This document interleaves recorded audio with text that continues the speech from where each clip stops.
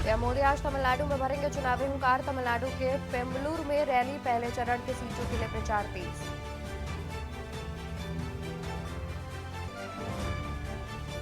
लोकसभा चुनाव के लिए भाजपा का प्रचार तेज। केंद्रीय गृह मंत्री अमित शाह की नोएडा में चुनावी रैली आज। केंद्रीय गृह मंत्री जनसभा को करेंगे संबोधित। कांग्रेस ने यूपी की लोकसभा सीटों को जिताने के लिए खास रणनीति की तैयार। बस्तर में आज राहुल गांधी करेंगे चुनावी रैली। यूपी में सीएम योगी की आज ताबड़तोड़ रैलियां। उत्तराखंड में एक और बीजेपी में 2 रैलियां। विरोधियों के खिलाफ फूकेंगे चुनावी बिगुल।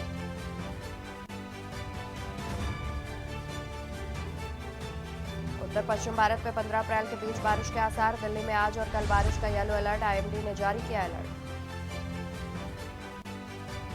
चैत्र नवरात्रि का आज 5वां दिन। दिल्ली के झंडेवालान मंदिर में उमड़ी भक्तों की भीड़। मां के जयकारों से गूंजा मंदिर। आप देख रहे हैं के न्यूज, खबरों का सारथी। नमस्कार, आप देख रहे हैं देश की बात। मैं हूं आपके साथ अवंतिका अवस्थी। रुक करते हैं आज के अहम खबरों का, जहां चैत्र नवरात्रि पर्व का 5वां दिन आज। 5वें दिन माता स्कंद माता को समर्पित होता है। देव मंदिरों में माता का किया गया खास श्रृंगार। माता के जयकारों से गुंजायमान हुआ मंदिर। सुबह से ही मां के दर पहुंच रहे हैं बड़ी संख्या में भक्त। देश के दूसरे मंदिरों में भी मां स्कंद माता की जा रही है पूजा।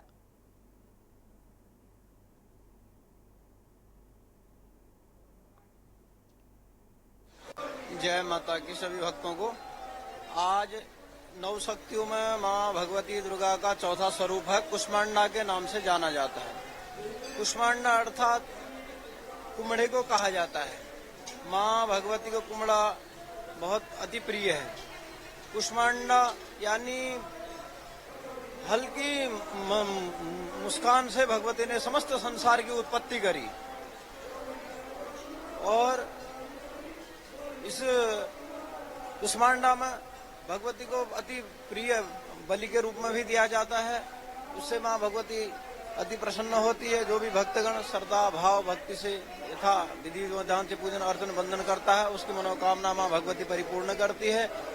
और आयुर्विद्या यशोबलम, उसकी आयु विद्या और यश वृद्धि की प्राप्ति होती है। ये चौथे नवरात्र का महत्व।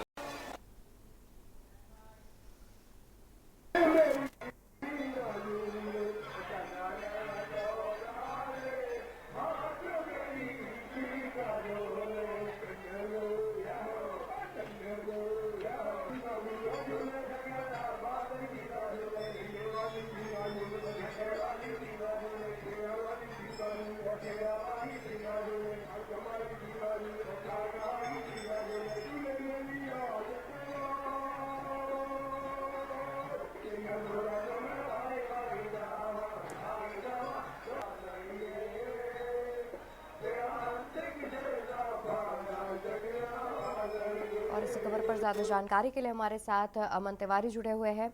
अमन, देखा जाए तो माफ़ कीजिएगा, पवन तिवारी हमारे साथ जुड़े हुए हैं। पवन, देखा जाए तो आज नवरात्रि का 5वां दिन है। 5वां दिन माँ स्कंद माता को समर्पित होता है। देवी मंदिरों की बात की जाए तो किस तरीके से श्रद्धालुओं में उत्साह देखने को मिल रहा है?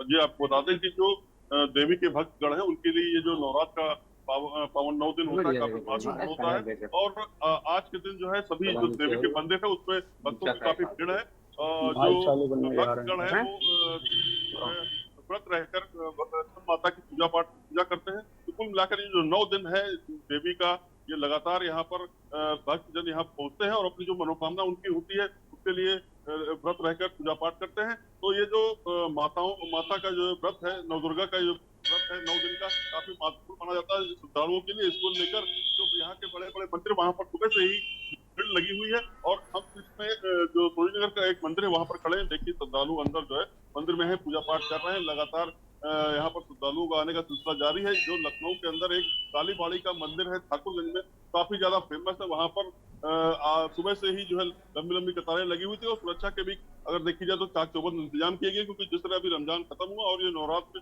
का महीना शुरू हुआ है, उसको लेकर प्रशासन ने पूरी तरह से अलर्ट जारी किया था। साफ सफाई के साथ साथ जो सुरक्षा है, सुरक्षा व्यवस्था है, उसको लेकर भी कड़े इंतजाम यहाँ पर किए गए। जी जी। और बिल्कुल देखा जाए तो कहीं न कहीं आज नवरात्रि के 5वें दिन काफ़ी उत्साह भी देखने को मिल रहा है श्रद्धालुओं में। हमारे साथ कानपुर से संवाददाता अमित शर्मा भी जुड़े हुए हैं। अमित, आपका रुख करना चाहेंगे। और अमित, देखा जाए तो नवरात्रि में अमूमन भंडारों का और साथ ही जो माता रानी के जागरण होते हैं उनका इंतज़ाम किया जाता है। क्या कानपुर में अभी तक इस तरीके का कोई इंतज़ाम किया गया हो? आज नवरात्रि का 5वां दिन है और लोग माता की आराधना कर रहे हैं। ऐसे में लगभग जो भंडारे का आयोजन है वो अष्टमी के दिन कानपुर में ज्यादा किया जाता है। तो हम कानपुर के मसवानपुर का सबसे पुराना मंदिर, जो लगभग 150 वर्षों पुराना मंदिर है, वहां मौजूद हैं और लोग यहाँ आ रहे हैं। यहाँ पूजा पाठ चल रही है।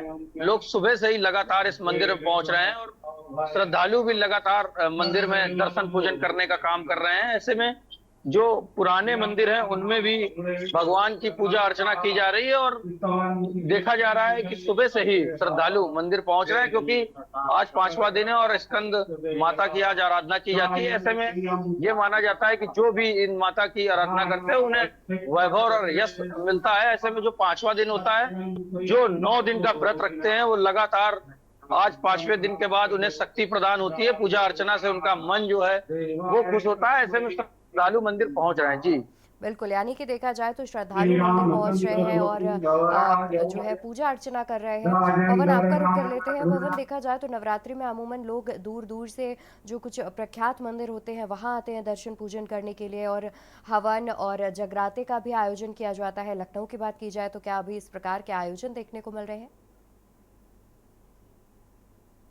पुराना मंदिर है और यहाँ धार्मिक कार्य होते रहते हैं। तो अष्टमी के दिन जी। इसी मंदिर में एक भव्य जागरण का आयोजन किया गया है, जहाँ हजारों की संख्या में भक्त मौजूद रहते हैं। और आज से 3 दिन बाद यहाँ भव्य जागरण का आयोजन किया जाएगा और भंडारे का भी आयोजन किया जाएगा। जी बिल्कुल। और दिल्ली से हमारे साथ संवाददाता कुलदीप भरत जुड़े हुए हैं। कुलदीप, आपका रुख कर लेते हैं। दिल्ली की बात की जाए तो दिल्ली में फिलहाल किस प्रकार का श्रद्धालुओं में उत्साह देखने को मिल रहा है? नवरात्रि चल रही है, क्या नवरात्रि में किसी तरह का कोई आयोजन किया गया हो मंदिरों में? नवरात्रि का त्योहार बड़ी धूमधाम से मनाया जा रहा है और आज 5वां नवरात्र है, जिसमें दुर्गा के जो दुर्गा माता है उनके सकंद माता के सबूत की पूजा की जाती है। इसके पीछे पौराणिक कथा भी है इसकी। जब राक्षसों का विनाश करने के लिए शिवपुत्री उनको मार सकते थे, तो माता पार्वती ने जो सकंद माता का रूप लिया था और जो कार्तिकेय थे उनको शिक्षा दी थी, जिसके बाद से ही सकंद माता के रूप में दुर्गा का जो 5वां रूप है उनकी पूजा की जाने लगी। और सकंद माता की पूजा करने से पूजा करने से अलौकिक शक्ति प्राप्त होती है, दिव्य तेज प्राप्त होता है, ऐसी धारणा है। लेकिन और दिल्ली के बाकी मंदिरों की बात करें तो इस वक्त मैं एक चौधराना मंदिर में हूँ, जो लगभग काफी प्राचीन मंदिर है, काफी पुराना मंदिर है, जिसके साथ लोगों की मान्यता यहाँ गांव के लोगों की जुड़ी है। लोग यहाँ पहुंचते हैं और माता से जो मन्नत मांगते हैं वो पूरी होती है। इस वक्त फूट कला के ये चौधराना मंदिर है, जो मेरे पीछे आप तस्वीरों में साफ देख सकते हैं। इस मंदिर में काफी विशाल ये मंदिर है, यहाँ लोगों का सुबह से ही आना लगा हुआ है, जिसके अंदर नवरात्रि की पूजा है। ये देखिए, ये सुबह से ही जिस तरह से लोग यहाँ नवरात्रों में आते हैं, दूर दूर से लोग उनकी मनोकामना पूरी करते हैं और माता जो है यहाँ उनकी मनोकामना भी पूरी करती है। फिलहाल प्रशासन की तरफ से भी यहाँ काफी जो मदद दी गई है, जिसमें जो सिविक एजेंसियां तमाम साफ सफाई की व्यवस्था यहाँ रखी गई है, सुरक्षा का व्यवस्था यहाँ रखा गया है। जी बिल्कुल, यानी कि देखा जा रहा है कहीं ना कहीं मंदिरों में भी साफ सफाई का विशेष तौर पर ध्यान रखा जा रहा है, क्योंकि नवरात्र चल रहे हैं और ऐसे में श्रद्धालु जो है वो ज़्यादा संख्या में मंदिरों में पहुंचते हैं दर्शन पूजन करने के लिए। बहुत शुक्रिया आप सभी का ज़्यादा जानकारी हमारे दर्शकों तक पहुँचाने के लिए। तो आपको बता दें कि आज चैत्र नवरात्रि पर्व का 5वां दिन है और 5वां दिन माता स्कंद माता को समर्पित होता है, जिसको देखते हुए आज देवी मंदिरों में श्रद्धालु पहुंच रहे हैं माता के दर्शन पूजन करने के लिए।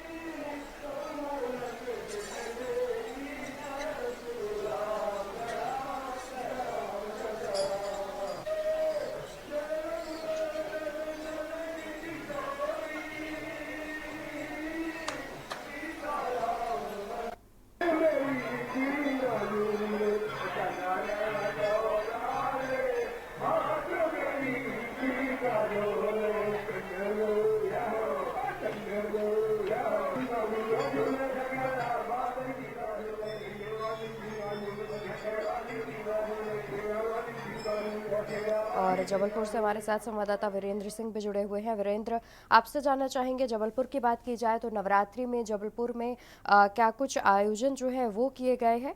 क्योंकि अमूमन नवरात्रि में देवी मंदिरों में कई प्रकार के आयोजन किए जाते हैं। जी, मैं बताना चाहूँगा कि जबलपुर में भी विभिन्न प्रकार के कार्यक्रम माता रानी के किए जा रहे हैं। आज वैसे भी पंचमी का दिन है और आज कथा में माता का पूजन अर्चन होती है।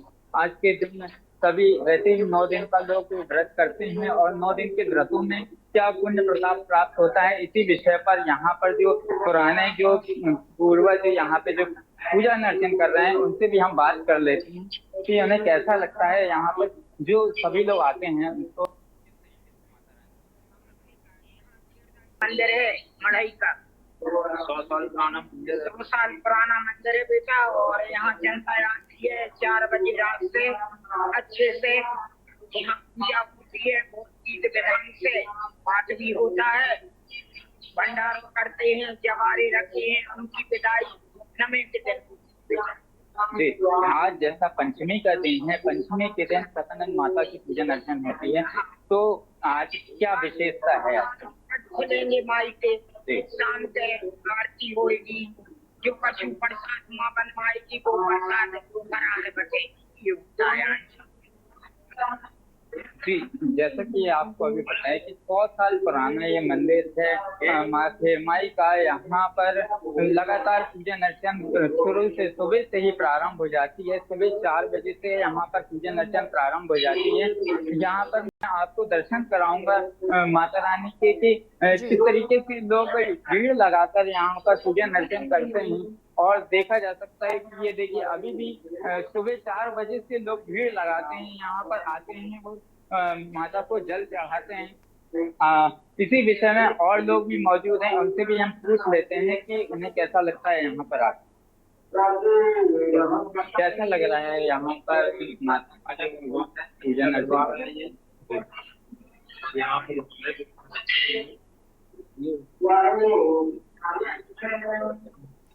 बिल्कुल वीरेंद्र, देखा जा रहा है कि श्रद्धालु भी काफी उत्साहित नजर आ रहे हैं। ये 100 साल पुरानी मूर्ति है, यहाँ पर पूजन अर्चन करने का एक अलग ही महत्व है। लोग बहुत ही मन्नत मान्यता लेकर आते हैं और सभी की मनोकामनाएं पूर्ण होती हैं। वहीं आस्था का सवाल है, आस्था जो है सभी की आस्थाएं पूरी होती हैं। जैसी भी इच्छा लेकर आते हैं, अच्छी इच्छा लेकर आते हैं, माता रानी सभी की अच्छी इच्छाएं पूरी करती हैं और सभी को उनका मन चाहा इच्छा का वरदान भी देती है।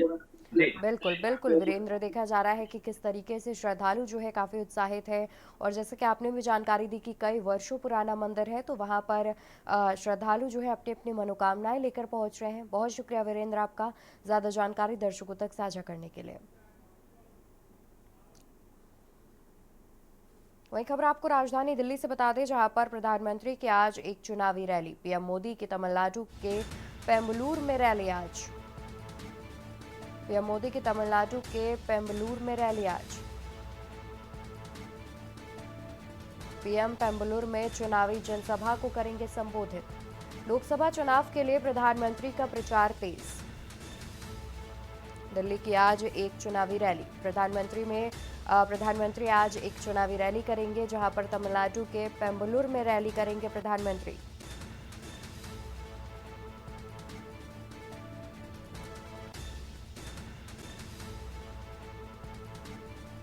लोकसभा चुनाव के प्रचार के लिए प्रधानमंत्री जाएंगे तमिलनाडु। प्रधानमंत्री की आज एक चुनावी रैली।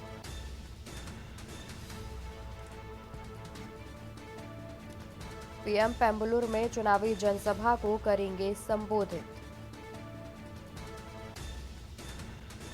लोकसभा चुनाव के प्रचार के लिए तमिलनाडु जाएंगे प्रधानमंत्री। बता दें कि प्रधानमंत्री की चुनावी रैली आज। और इसी खबर पर ज्यादा जानकारी के लिए हमारे साथ संवाददाता प्रवेश शर्मा जुड़े हुए हैं। प्रवेश, देखा जाए तो आज प्रधानमंत्री तमिलनाडु जा रहे हैं, वहां पर एक चुनावी रैली को संबोधित करेंगे। और अमूमन देखा जाए तो प्रधानमंत्री जो है साउथ इंडिया की तरफ ज़्यादा दौरे कर रहे हैं। कहीं ना कहीं वो साउथ इंडिया में बीजेपी की पकड़ अच्छी करने के लिए उनके लगातार दौरे किए जा रहे हैं। बिल्कुल, देखिए मैं आपको बता दूं कि 19 अप्रैल से लोकसभा का पहले चरण का मतदान शुरू हो जाएगा और इसमें सीधे तौर पर मैं कहूँ कि प्रधानमंत्री मोदी की लगातार चुनावी रैलियां हो रही है। वो राजस्थान, मध्य प्रदेश, महाराष्ट्र, तमिलनाडु और अभी कल जो है जम्मू भी गए थे। लगातार विपक्ष पर हमला कर रहे हैं। सीधे तौर पर मैं बता दूं, 400 पार का जो नारा है पीएम मोदी का, उसकी जो कमान है उन्होंने खुद अपने हाथ में संभाली हुई है और लगातार चुनावी रैली कर रहे हैं, विपक्ष पर खुलकर हमला कर रहे हैं। सीधे तौर पर मैं बता दूं कि साउथ की जो रुख प्रधानमंत्री का है ज्यादा है, क्योंकि ऐसा अनुमान है, ऐसा शीर्ष नेतृत्व को लगता है कि साउथ से लगातार सीटें कम आ रही है, वहां पर ज्यादा ध्यान देने की जरूरत है। इसके अलावा मैं बता दूं कि आज उत्तर प्रदेश के मुखिया योगी आदित्यनाथ भी बिजनौर में एक रैली को संबोधित करेंगे। जी बिल्कुल। और देखा जाए तो लगातार विपक्ष की ओर से भी ये कहना है कि बीजेपी लगातार जो साउथ इंडिया की तरफ रैली कर रही है अपनी पकड़ मजबूत करने के लिए, ऐसा मुश्किल है क्योंकि साउथ इंडिया में देखा जाए तो कांग्रेस का दबदबा जो है वो शुरू से ही रहा है।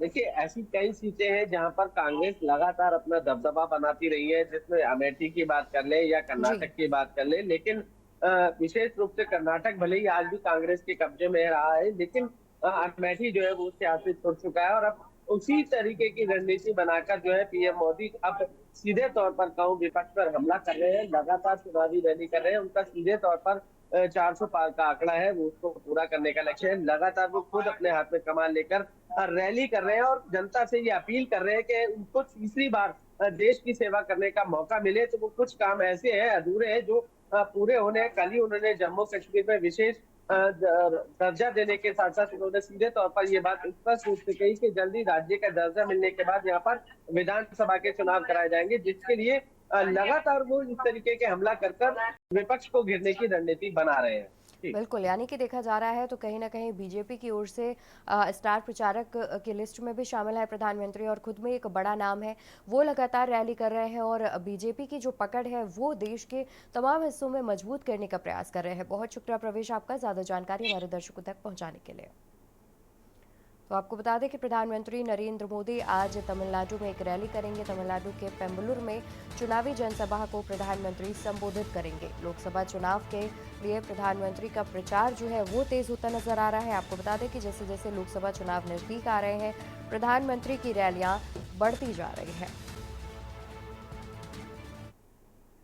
तो वहीं गृह मंत्री अमित शाह का आज का कार्यक्रम आपको बता दें, जहां नोएडा में आयोजित जनसभा को संबोधित करेंगे गृह मंत्री। नोएडा में आयोजित जनसभा को संबोधित करेंगे गृह मंत्री। बीजेपी प्रत्याशी डॉक्टर महेश शर्मा के पक्ष में मांगेंगे वोट। लोकसभा चुनाव के लिए भाजपा का प्रचार तेज। गृह मंत्री अमित शाह का आज का कार्यक्रम आपको बता दें, जहां पर आज गृह मंत्री अमित शाह नोएडा में एक जनसभा को संबोधित करेंगे। नोएडा में आयोजित जनसभा को संबोधित करेंगे गृह मंत्री। बीजेपी प्रत्याशी डॉक्टर महेश के पक्ष में वोट की अपील करते हुए नजर आएंगे। लोकसभा चुनाव के लिए भाजपा का प्रचार तेज हो गया है।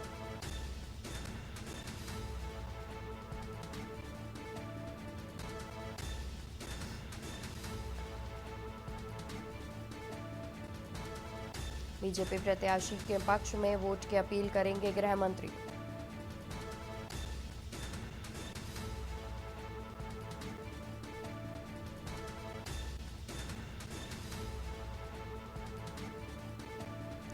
बता दें कि गृह मंत्री के कार्यक्रम के बारे में आपको बता दें, गृह मंत्री के आज के कार्यक्रम के बारे में, जहां पर गृह मंत्री आज नोएडा जाएंगे और वहां पर आयोजित एक जनसभा को संबोधित करेंगे और बीजेपी प्रत्याशी के पक्ष में वोट की अपील करेंगे। और इसी खबर पर ज़्यादा जानकारी के लिए हमारे साथ संवाददाता शिवा शर्मा जुड़े हुए हैं। शिवा, देखा जाए तो आज गृह मंत्री अमित शाह की जो नोएडा में एक जनसभा का आयोजन किया गया है, वहां पर रैली है और माना जा रहा है कि नोएडा की जो सीट है वो बेहद दिलचस्प होने वाली है। क्या कुछ अधिक जानकारी है?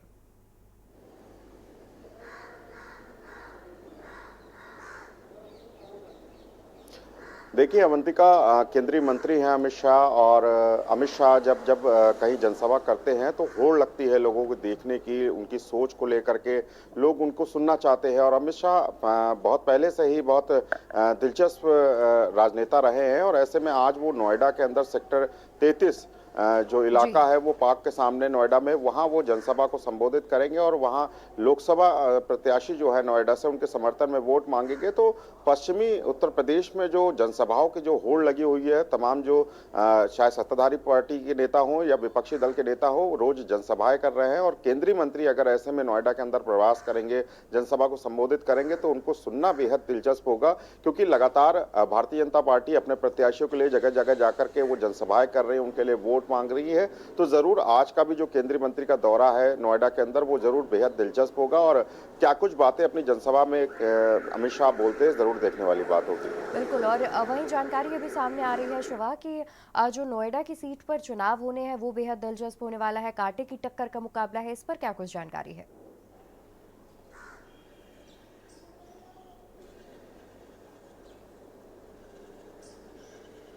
देखिए, बहुत ज़रूरी इसलिए भी हो जाता है क्योंकि नोएडा की जो सीट रही है वो हमेशा से एक बहुत महत्वपूर्ण लड़ाई रही है, क्योंकि नोएडा एनसीआर है और ऐसे में जो वहाँ से लोकसभा प्रत्याशी होता है तो उसके लिए जीत दर्ज कराने के लिए तमाम जो सत्ताधारी पार्टी के लोग हैं वो लगे रहते हैं। और ऐसे में अगर केंद्रीय गृह मंत्री अमित शाह अगर जाते हैं अपने प्रत्याशी के लिए वोट मांगेंगे तो उनके लिए बहुत ज़रूरी हो जाता है। तो आज जब केंद्रीय मंत्री अमित शाह नोएडा पहुंचेंगे शाम को 6:30 बजे के आसपास, नोएडा सेक्टर 33 में वो अपनी जनसभा को संबोधित करेंगे तो लोकसभा प्रत्याशी भी उनके साथ होंगे। वहां पर तमाम बीजेपी के कार्यकर्ता मौजूद होंगे, उसको लेकर के पूरी तैयारियां आज से शुरू की जा रही है और कल से ही इसका जो स्वरूप था वो रखा गया था और आज जब जनसभा को संबोधित करेंगे तो तकरीबन ये अंदाजा लगाया जा रहा है कि लाखों की भीड़ उस नोएडा सेक्टर 33 इलाके में होगी और जरूर बीजेपी के जो प्रत्याशी है वहां से जो नामांकन भर गए हैं और जिन्होंने भारतीय जनता पार्टी ने जिसको प्रत्याशी घोषित किया है वो जरूर वहां से जीत दर्ज करेंगे। बिल्कुल, आप जुड़े रहिए शिवा हमारे साथ, हम आगे भी आपसे अपडेट लेते रहेंगे। फिलहाल बहुत शुक्रिया आपका।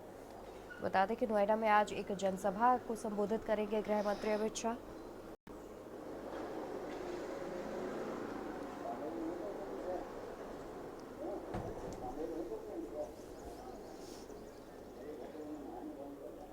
और यहाँ रुकेंगे एक छोटे से ब्रेक के लिए, जल्द हाजिर होंगे।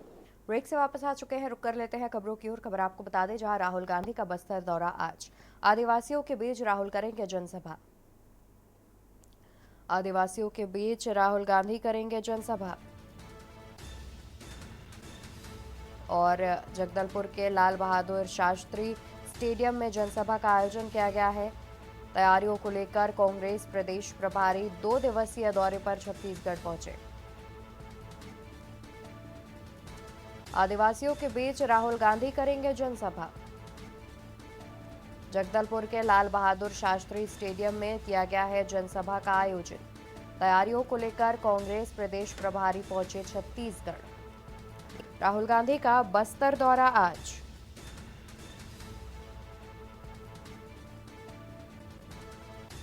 राहुल गांधी आज अपने बस्तर दौरे पर हैं, जहां पर आदिवासियों के बीच राहुल गांधी करेंगे जनसभा।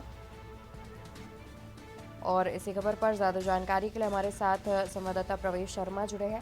प्रवेश, देखा जाए तो बस्तर की बात की जाए तो जानकारी सामने आ रही है कि बस्तर हमेशा से बीजेपी का जिला रहा है, जिसके बाद पिछले चुनाव में वहां पर कांग्रेस ने बाजी मारी थी और इस बार फिर से राहुल गांधी बस्तर में जनसभा करने के लिए पहुंच रहे हैं। क्या अनुमान लगाया जा रहा है कि इस बार भी कांग्रेस इस चुनाव को लेकर के, बस्तर सीट को लेकर के बेहद गंभीर नजर आ रही है?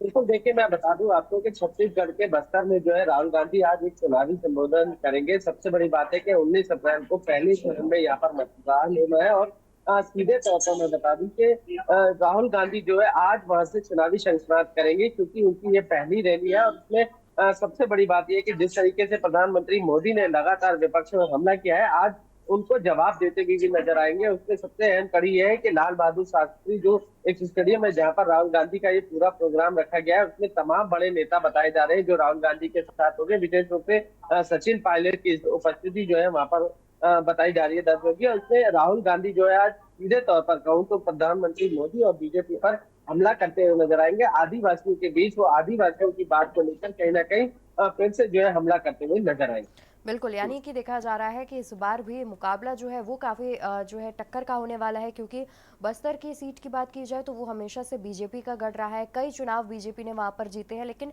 पिछले चुनाव में कहीं न कहीं बीजेपी जो है हार गई थी और दूसरे नंबर पर रही थी कांग्रेस के दीपक बैज ने वो चुनाव जीता था। लेकिन इस बार बीजेपी जो है वो भी अपनी पकड़ मजबूत करने के लिए कुछ न कुछ सियासी दांव-पेच खेलती नज़र आ सकती है। देखिए, मैं आपको सीधे तौर पर बता दूं, लोकसभा चुनाव करीब है, 19 अप्रैल को कर रही है और इसी संदर्भ में जो वहां पर रैली का आयोजन कर रही है, लोगों के बीच जा रहे हैं, जनता के बीच जाकर वहां पर जो है सीधे तौर पर उनसे जुड़े सवालों की बात करनी है। और आज राहुल गांधी जो है इस पूरी प्रक्रिया को करने जा रहे हैं। राहुल गांधी की तरफ से ये पूरा आयोजन किया गया है, जिसमें आदिवासियों के बीच रहकर वो आदिवासियों की चर्चा करेंगे और प्रधानमंत्री मोदी पर सीधे तौर पर कटाक्ष करते हुए नजर आएंगे। बिल्कुल, यानी कि देखा जाए तो कहीं न कहीं इस बार भी चुनाव में कांग्रेस जो है वो भी अपनी बस्तर सीट पर पकड़ जो है मजबूत करने के लिए रैली कर रही है और राहुल गांधी आ रहे हैं। बहुत शुक्रिया प्रवेश आपका ज़्यादा जानकारी हमारे दर्शकों तक पहुंचाने के लिए। तो आपको बता दें कि तैयारियों को लेकर कांग्रेस प्रदेश प्रभारी छत्तीसगढ़ पहुंच चुके हैं और इस बस्तर सीट पर दौरा करने के लिए इस बार फिर से राहुल गांधी पहुंच रहे हैं। बता दें कि पिछले चुनाव में कांग्रेस ने ही इस सीट पर चुनाव जीता था और ये सीट लगातार बीजेपी का गढ़ रही है, लेकिन पिछले चुनाव में कांग्रेस ने इस सीट पर जीत हासिल की थी। इस जीत को इस बार भी मजबूत रखने के लिए कांग्रेस की ओर से राहुल गांधी आ रहे हैं और जनसभा को आयोजन किया गया है। आदिवासियों के बीच में राहुल गांधी एक जनसभा करते हुए नजर आएंगे। खबर बरेली से आपको बता दें, जहां पर चुनावी रण के लिए सीएम योगी के ताबड़तोड़ दौरे। लगातार तीसरे दिन बरेली दौरे पर मुख्यमंत्री योगी आदित्यनाथ। लगातार तीसरे दिन बरेली दौरे पर सीएम योगी आदित्यनाथ यूपी के 2 जिलों में भी जनसभा को करेंगे संबोधित। 12:15 पर गावड़ी मैदान बिजनौर में करेंगे जनसभा।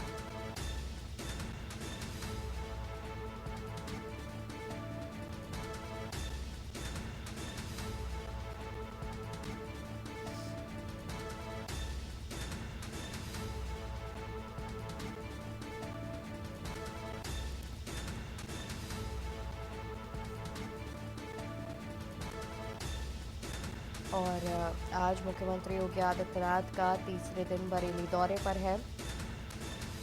यूपी के 2 जिलों में भी जनसभा को संबोधित करेंगे योगी आदित्यनाथ। 12:25 पर गावड़ी मैदान बिजनौर में जनसभा का करेंगे आयोजन। जनसभा में शामिल होंगे बीजेपी के पक्ष में वोट करने की जनता से अपील करते हुए नजर आएंगे।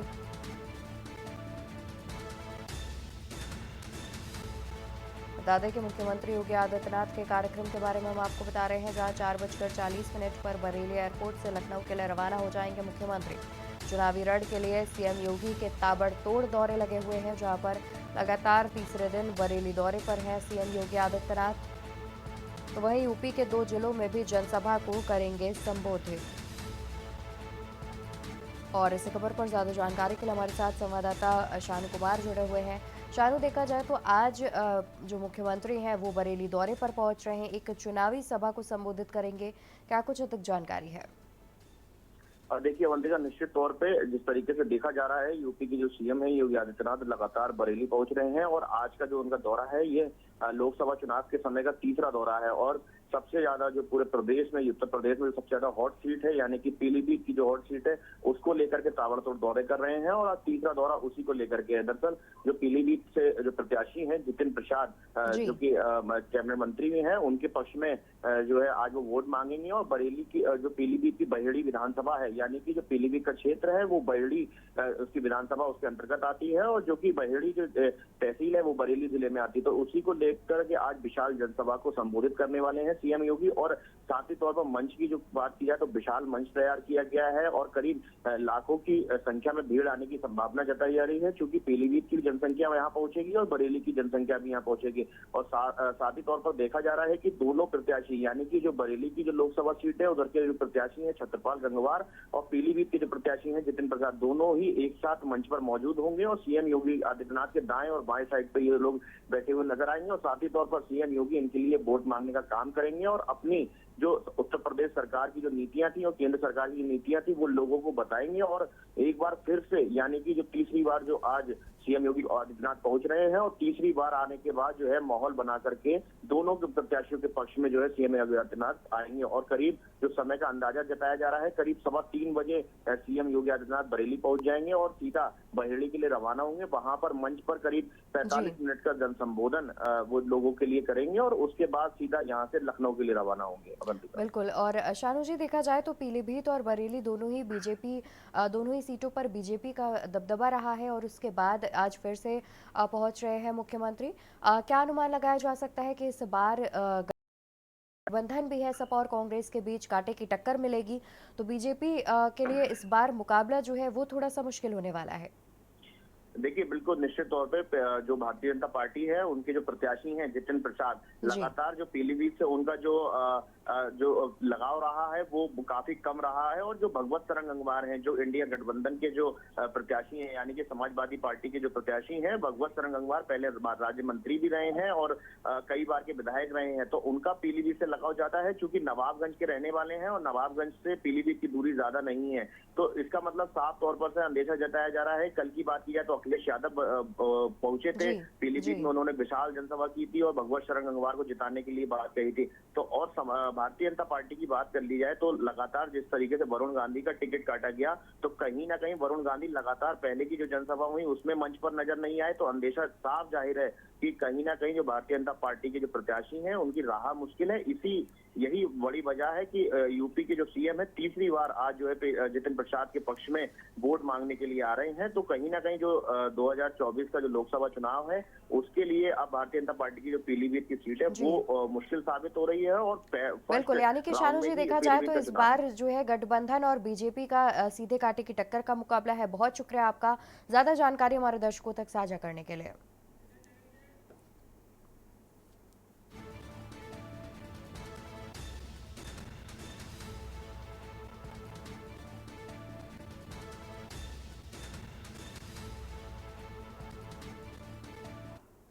फिलहाल रुकेंगे एक छोटे से ब्रेक के लिए, जल्द हाजिर होंगे।